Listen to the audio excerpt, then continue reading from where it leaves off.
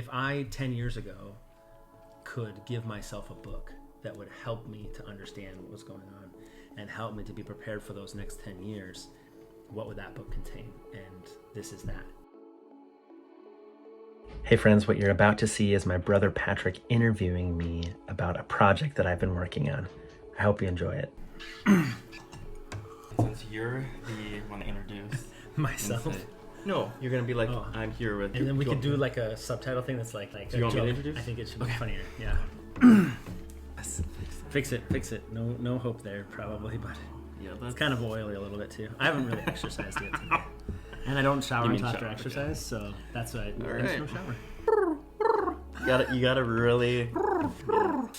Itch your beard a little bit. Yeah. All right. So I'm here with my brother Chris, and we are discussing his new. Can I tell him? Is it news to everybody? I guess you All right. gotta. His book. My brother is an author. What? Have you got a title yet? Or We're still working on the Okay. title. One of the ideas I've thought of is called Breakthrough Consistency. Breakthrough Consistency. I like that. Yeah.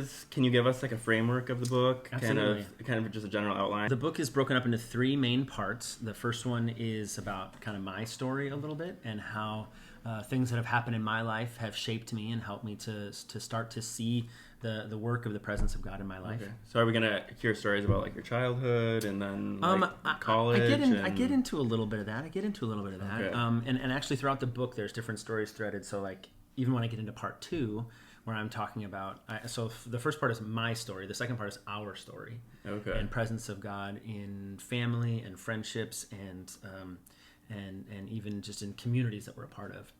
And I tell stories about the communities that I've been a part of, including my family, including Dad growing up. All right. In that section as well. And then the third part is called Their Story. And so it's about kind of the focus from just me and what God does in me to what God does in us to what God wants to do in the world.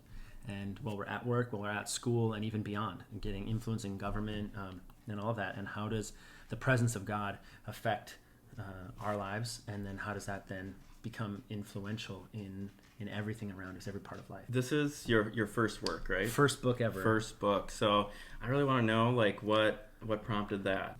Earlier this year, I was just thinking about what are some opportunities that I have to bless people, to use whatever skills or talents I have or whatever it is to bless others. And in the 12 years that I've been in Taiwan, and even before that in college and growing up, as I boil down what has happened in my life, it boils down to that one idea of the presence of God. Whether it's when I'm on a missions trip or when I'm dealing with problems in relationships or whatever it is, like everything about who I am is related to the presence of God. And so I started to brainstorm some of those stories, to remember those things that had happened. And really for me, it just came down to saying, okay, if I 10 years ago could give myself a book that would help me to understand what was going on and help me to be prepared for those next 10 years, what would that book contain? And this is that.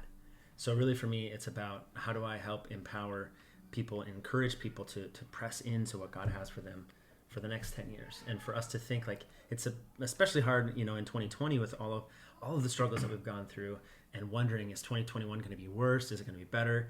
I just feel like regardless of what you might have faced this year, if you're not, like I love that song, it says, if I'm not dead, then he's not done. Yeah. So like, if you're not dead yet, then guess what? God's not done working. That means, come on, there's hope. Yes. And so 2021 and 22 and 23 and all through the next decade, like what would it be like? How could your life be, just be so much better done with the presence of God? That's awesome. I know my experience has been with, with books like that, where I feel like there's two categories. There's like the steps for like a better life, or the 7 principles for highly effective people, or something like that. And then there's also like books on biographies and stuff. But your work really interweaves those two together. I'm trying. Like. I mean, I think that one thing I've always struggled with is I like to skip to the like you get the blog that's like 3 steps to success. I just skip the intro story and I just go straight to like, what do I need to do? But I've been really challenged recently. God's not a formula. And I can't just say like, if I just do 1, 2, 3 magic, then everything will be better. Yeah. It just doesn't happen that way always. So we have to ask ourselves like, what is God doing and what is God saying, and then how am I going to respond to it? And so this book, I hope, can be a way for people to see stories that I'm sharing and how actually I see God at work in those stories, and then to see their own stories, and then to know, wow, God's at work in these too. And what does that mean for my life? How can I then live in the presence of God through these stories, as painful as some of them may be, and as happy and joyful as some of them may be too. Yeah, that's great. So who do you think should pick up this book? Well, I think that that anybody who is who wants to follow Jesus and who believes that there just might be something more to it than just the regular Christian stuff.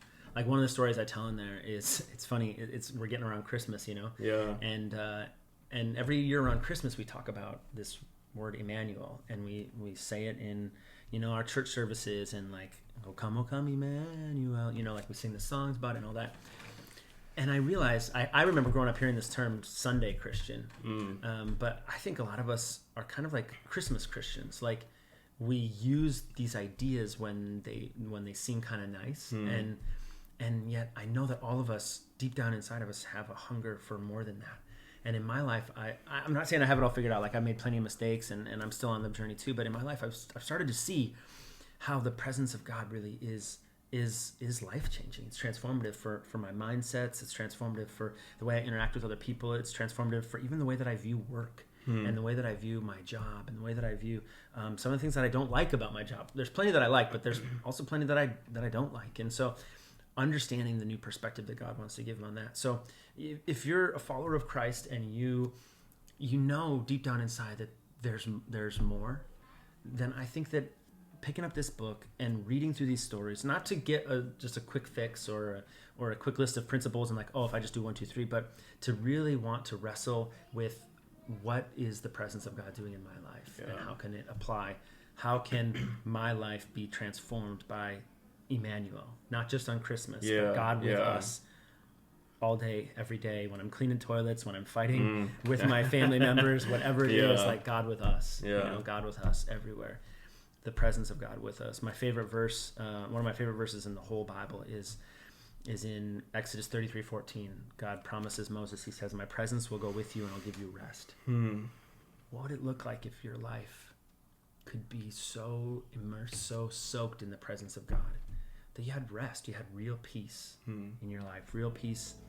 And real peace is something a lot of people could use right now, I know. So if that's you, man, so give it a shot. There's practical application in there, and then also a lot of just stories that can go along with that, and how you've applied that, what you've seen, and I feel like I'm excited. I feel like this book is a long time coming. Come on. With your, is it 12 years now in Taiwan, and just your experiences, and how that has shaped your life and the lives around you, and that's incredible. Awesome. Thanks, man. I'm excited. Bam. Bam. We shoot love.